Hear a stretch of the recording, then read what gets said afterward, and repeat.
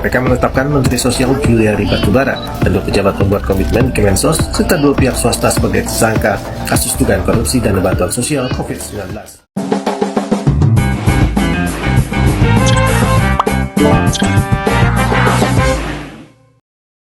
Assalamualaikum warahmatullahi wabarakatuh. Perkenalkan, nama saya Rizky Aziz. Saya sebagai host dari podcast ini tentang anti korupsi. Sebelumnya izinkan saya memperkenalkan narasumber kita. Ya, narasumber masuk.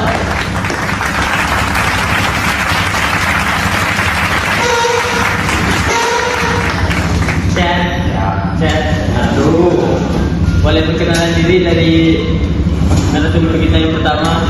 Assalamualaikum warahmatullahi wabarakatuh. Perkenalkan, nama saya Muhammad Faizi Rahman. Boleh dari narasumber Assalamualaikum kedua. warahmatullahi wabarakatuh. Perkenalkan, nama saya Rizky Ramadan. Ini dari mana tadi nih? Saya di Kedai. Oh, dari kita. Ini Faizi tinggal di mana? Di Jalan Baptis itu. Sebelum ya. Lama-lama. Ya, aku tinggal di mana-mana pun bisa sebenarnya. Di bawah kolong jembatan bisa? Bisa. Mana aja bisa ya? Bisa. Mau cocok aja. Oke. Nggak perlu lah memperpanjang canda-canda karena ini utama, yang paling utama. Ini kita jawab pertanyaan dari netizen nih. Dia request, apa sih ciri-ciri negara yang memiliki tingkat korupsi yang tinggi? Boleh dijawab dari Bang Faizil. 1. Lemah sistem hukum. Penegakan hukum tidak konsisten, seringkali tunduk pada tekanan politik dan ideologi aparat penegak hukum. Contohnya ya, polisi, hakim, sering terlibat dalam praktik korupsi. Hukuman terhadap pelaku korupsi cenderung ringan atau tidak sama sekali. Ya, satu aja tuh. Masih ada lagi. Oh. Coba dulu. Transparansi yang rendah. Kurang transparansi dalam pengelolaan anggaran negara. Tidak ada akses politik. Tidak ada akses publik terhadap informasi penting seperti kontrak pemerintah atau pengguna dana publik. Oh, berarti korupsi lah yang kayak pemerintah ambil duit masyarakat ya disalurkan ya. Pas teman-teman lanjut. Yang ketiga, institusi yang tidak efektif. Lembaga negara tidak berfungsi sebagai mestinya karena adanya nepotisme dan patronase. Terus apa lagi tuh Bang? Proses Oh, belum ya. sebentar dulu. Proses birokrasi yang rumit menciptakan peluang untuk suap atau pungutan liar. Banyak di sosial media Pak. Ya. Pungli lah ya. Ya, beli. Ya, tukang parkir tuh pungli nggak tuh? Soalnya lagi marah-marahnya di Pekanbaru. Kalau secara paksa ya. Iya. Kalau itu kan inisiatif kita. Bisa itu kan. Soalnya banyak juga yang nggak pakai apa namanya? Ya, Jersey. jersey, kan. Iya. Bagi dinasnya. Bagi dinasnya. Ya itu kan pungli itu kan. Kalau nggak sesuai dengan pemerintah. Oke Bang, lanjut Bang. Terus dan yang keempatnya Pak, Ya. budaya korupsi yang mengakar. Korupsi dianggap sebagai sesuatu yang biasa atau bahkan diperlukan untuk mendapatkan layanan dan keuntungan. Tidak ada stigma sosial yang kuat kepada perilaku korupsi. Yang kelima, pengawasan lemah, kurangnya lembaga atau mekanisme pengawasan independen untuk memastikan akuntabilitas pemerintah. Oke, begitu Bang. Siap. Selanjutnya kita lanjut pertanyaan dari netizen yang nomor 2 nih. Bagaimana peran media dalam pemberantasan korupsi? Boleh dijawab oleh Bang Rama ya. Peran media dalam pemberantasan korupsi ya Pak? Iya. Peran media dalam pemberantasan korupsi ini ada beberapa sebenarnya yang penting ya. Ya salah satunya mengawasi proses hukum. Ya. Jadi mengawasi proses hukum itu kan media memantau jalannya proses hukum terhadap pelaku korupsi untuk memastikan tidak ada investasi atau manipulasi. Liputan media tentang pengadilan korupsi juga mencegah potensi penyimpangan dalam sistem pengadilan. Berarti transparan ya. Ya, transparan ya. Lanjut Bang. Itu ada juga memberikan pendidikan anti korupsi. Media memainkan peran edukatif dengan menyediakan program atau artikel yang mengajarkan dunia etika, integritas dan pemberantasan korupsi. Media yang independen dan bebas dari investasi merupakan elemen vital dalam pemberantasan korupsi dengan memanfaatkan kekuatan media. Masyarakat dapat lebih terlibat aktif dalam menangani korupsi dan menuntut pemerintahan yang bersih. Itulah gunanya sosial media ya Bang. Gunanya sosial media itu nggak harus Pemerintah yang ikut, masyarakat boleh ikut juga gitu, biar agar tidak terjadi suap menyuap tadi, misalnya bayar hakim ini itu, manipulasi apa namanya juga, kayak di balik layar lah. Oke, lanjut pertanyaan nomor 3. Bagaimana sih sistem peradilan yang menangani kasus korupsi? Boleh dijawab oleh Bang Faizi. Ya, bagaimana sistem peradilan yang menangani korupsi? Ya. Sistem peradilan yang menangani korupsi di Indonesia adalah pengadilan tindak pidana korupsi atau pengadilan tipikor. Pengadilan tipikor merupakan pengadilan khusus yang berada di lingkungan peradilan umum dan berada di bawah Mahkamah Agung atau MA. Pengadilan tipikor berwenang untuk memeriksa, mengadili, dan memutuskan perkara tindak pidana korupsi. Proses pengadilan tindak pidana korupsi sama dengan tindak pidana lainnya, yaitu dimulai dari tahap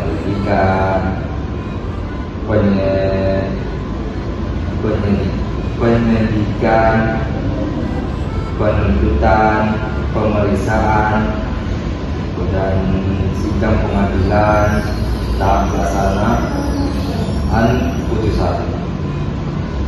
Selain pengadilan tipikor, penanganan kasus korupsi juga dilakukan oleh Komisi Pemberantasan Korupsi atau KPK, kepolisian, dan kejaksaan.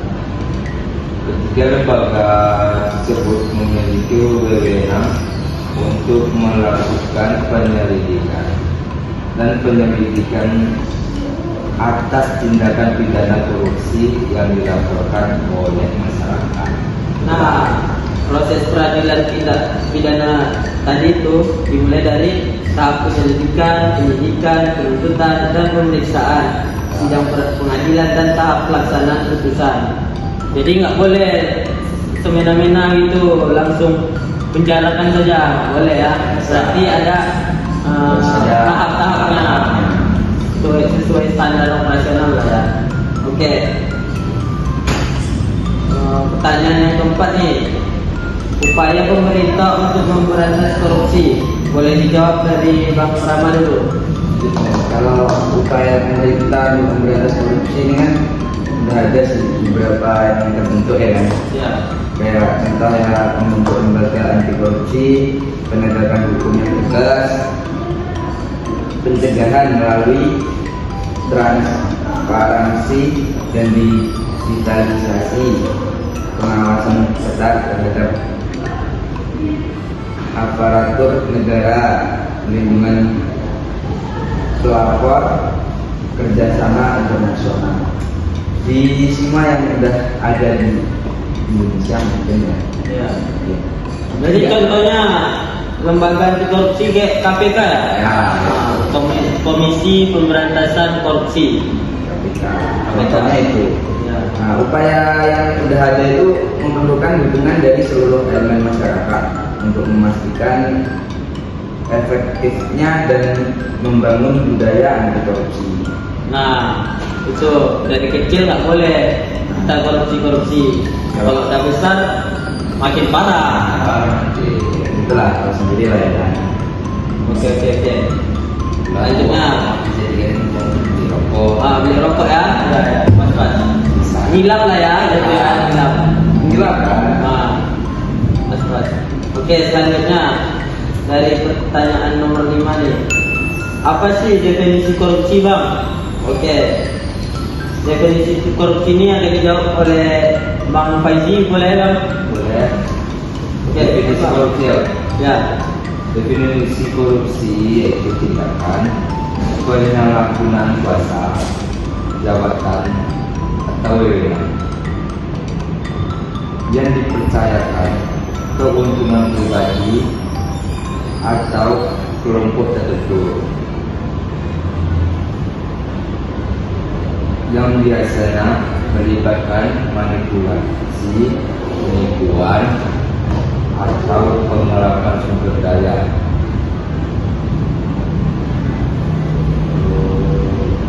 Korupsi dapat terjadi berbagai bentuk seperti penggelapan, terus penggelapan, nepotisme, pemerasan. Kalau penggelapan itu memberi atau menerima uang, barang atau jasa yang memengaruhi keputusan seseorang. Togok lah ya. Pas. Yang kedua, penggelapan dengan mengambil atau menggunakan dana atau aset organisasi yang keuntungan pribadi. Berarti individu lah ya, untuk individu. Ya korupsi ya, penggelapan ya itu korupsi. Ya, korupsi lah. Nepotisme apa tuh Bang? Kalau nepotisme ya, memberikan posisi atau keuntungan kepada keluarga atau teman tanpa mempertimbangkan kompetensi. Pemerasan apa tuh Bang? Pemerasan. Memaksa pihak lain untuk memberikan sesuatu melalui ancaman atau tekanan. Pala ya. Oh kalau nggak kasih duit aku bunuh kau, aku pukul kau. Gitu ya. Oke. Lanjut Bang. Korupsi merugikan masyarakat karena menghambat pembangunan. Iya banyak tuh. Contohnya lagi banyak. Contohnya di ada tuh dekat rumah saya. Sektor 2, Siak 2 kan baru masjid tuh. Kabarnya banyak dana yang dikorupsi, jadi masjidnya belum jadi gitu. Udah jadi tapi belum sempurna.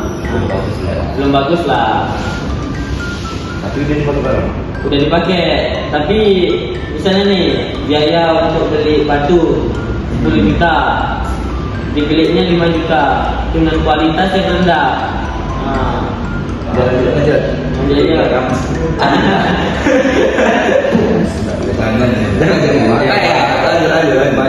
Nanti baju oleh ya. Bayar. Lanjut.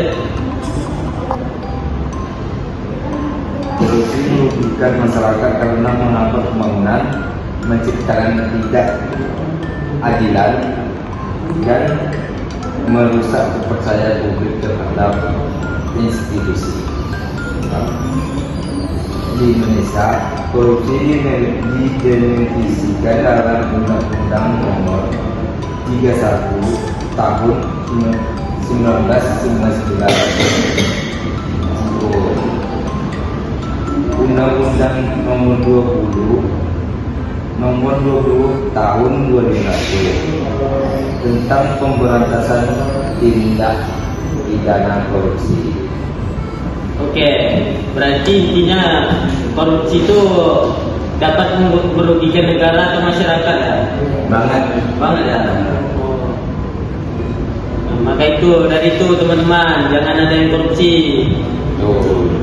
Karena korupsi itu banyak dapat merugikan, banyak dampaknya juga. Bolehlah dari diri sendiri. Oke bang, makasih bang untuk kehadirannya. Thank you. Jangan lupa subscribe and subscribe ya. Oke. Assalamualaikum warahmatullahi wabarakatuh.